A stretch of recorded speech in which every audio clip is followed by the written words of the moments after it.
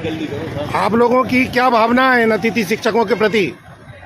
हम यही चाहते हैं कि अतिथि शिक्षक परमानेंट हो जाएं, क्योंकि इनके ना होने से हमारी पढ़ाई इफेक्ट होती है। क्योंकि कई कई जगहों पे बहुत से काम होते हैं, चुनाव वगैरह इनमें टीचरों को लगा देते हैं, जिसकी वजह से हमारी पढ़ाई बैठ ही जाती है कि हम पीरियड लेने के लिए जाते हैं, कोई टीचर होता ही नहीं है पढ़ाने के लिए। इसलिए हमारी दरखास्त है कि अतिथि शिक्षकों को परमानेंट किया जाए। और इन अतिथि शिक्षकों को 5 महीने से बढ़ा हुआ मानदेय नहीं मिला, क्या कहना चाहेंगे आप?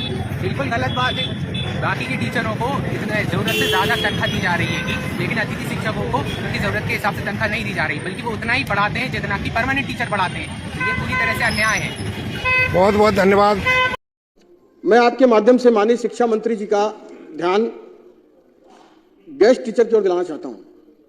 दिल्ली में गेस्ट टीचर्स दिल्ली सरकार के स्कूल में पढ़ रहे लाखों बच्चों को पढ़ाने में बहुत ही महत्वपूर्ण भूमिका निभा रहे हैं, पर उनकी नौकरी पर हमेशा अंकुश लगा रहता है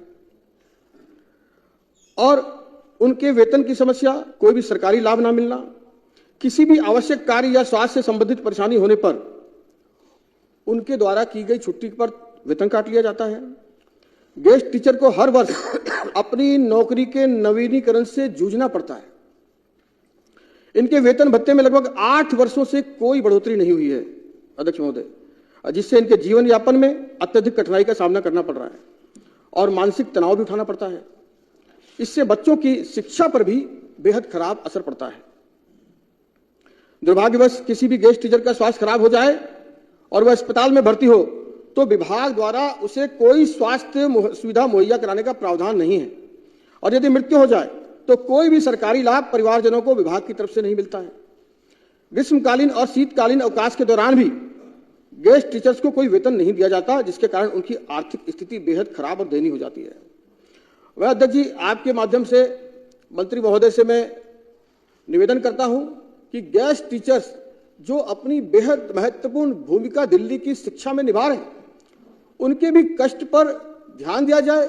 उनकी निजी जिंदगी और उनके स्वास्थ्य का, उनके स्कूल के अंदर के कष्ट का, उनकी छुट्टी का, इन सब विषयों पर भी कोई न कोई कमेटी बनाकर इस पर संज्ञान लिया जाए, ताकि बड़ी संख्या में जो वो सेवा दे रहे हैं दिल्ली में शिक्षा के ऊपर, उनकी जिंदगी भी बेहतर हो सके। और जब उनकी और उनके परिवार की जिंदगी बेहतर होगी तो मुझे लगता है जब मानसिक रूप से, शारीरिक रूप से वो स्वस्थ होंगे तो ज्यादा बेहतर शिक्षा में अपना योगदान दे पाएंगे। आपने बोलने का मौका दिया, बहुत बहुत धन्यवाद।